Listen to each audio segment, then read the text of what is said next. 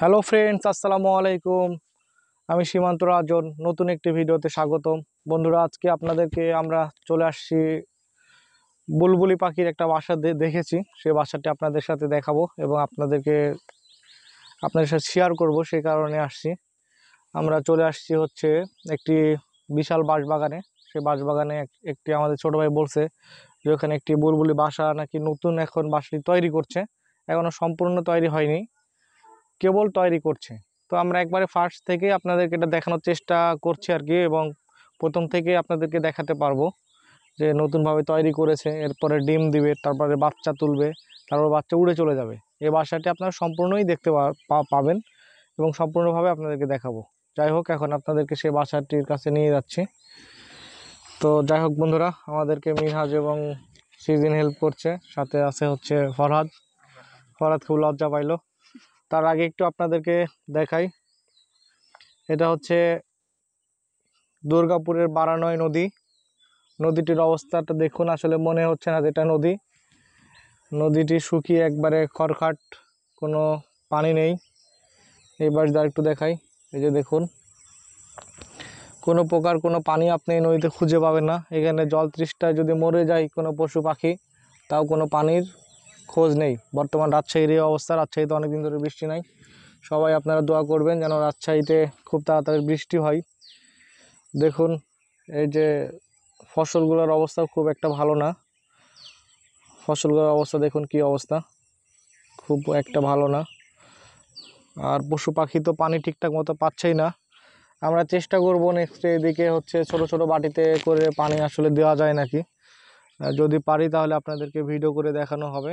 ছোট ছোট বাটিতে, ছোট ছোট ওই যে বোতলগুলো আছে, প্লাস্টিক বোতলগুলোতে আমরা দেখব যে দেওয়া যায় কি না। পানি দিলে খুবই ভালো হয়, পাখিরা খেতে পারবে। কারণ দেখুন বন্ধুরা, এই আশেপাশে কোথাও আমি পানি দেখতে পাইলাম না, তার মানে এদের পানির জন্য অনেক কষ্ট করতে হয়। তো আমরা আস্তে আস্তে ওই বাসাটির কাছে যাচ্ছি। এই যে আমরা চলে আসছি বাসাটির কাছে।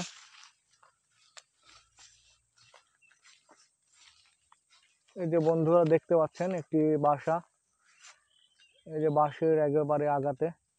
তো বাসাটি আস্তে আস্তে নামানো হচ্ছে। এই যে দেখতে পাইলেন, আমরা একটু কাছে যে আপনাকে দেখানোর চেষ্টা করছি। এই যে দেখুন কত সুন্দর বাসা, একেবারে নতুন নতুন বাসা গড়ানো হয়েছে। তাদের এখানে নতুন পরিবার, একটি নতুন পাখির পরিবার এখানে থাকবে।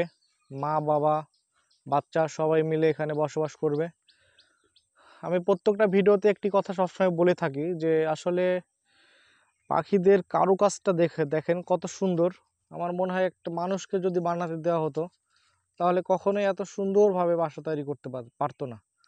প্রত্যেকটি পাখি এত সুন্দরভাবে বাসা তৈরি করে, দেখুন কত সুন্দর নিখুঁতভাবে একেবারে তৈরি করেছে, একবারে নিখুঁত। তো বাসাটি এখনো সম্পূর্ণ শেষ হয়নি, হয়তো আরো কিছু কাজ বাকি আছে। সম্পূর্ণ শেষ হলে আরো সুন্দর লাগতো দেখতে।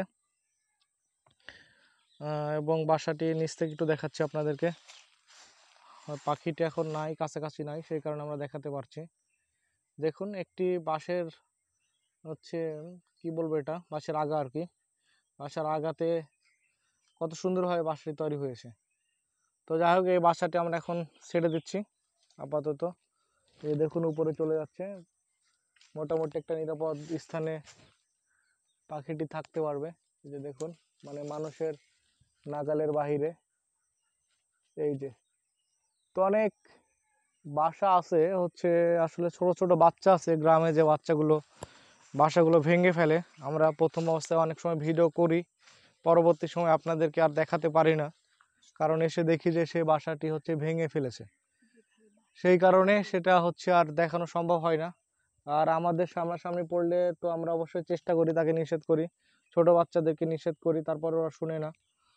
তারপরেও আমরা চেষ্টা করি তাকে বিভিন্নভাবে নিষেধ করার, ভয় দেখানোর, যেন না ভাঙে। তো যাই হোক বন্ধুরা, ভিডিওটি আর বেশি বড় করছি না। সবাই ভালো থাকবেন, আমাদেরকে লাইক কমেন্ট শেয়ার করবেন এবং আমাদের জন্য দোয়া করবেন। সবাইকে ধন্যবাদ।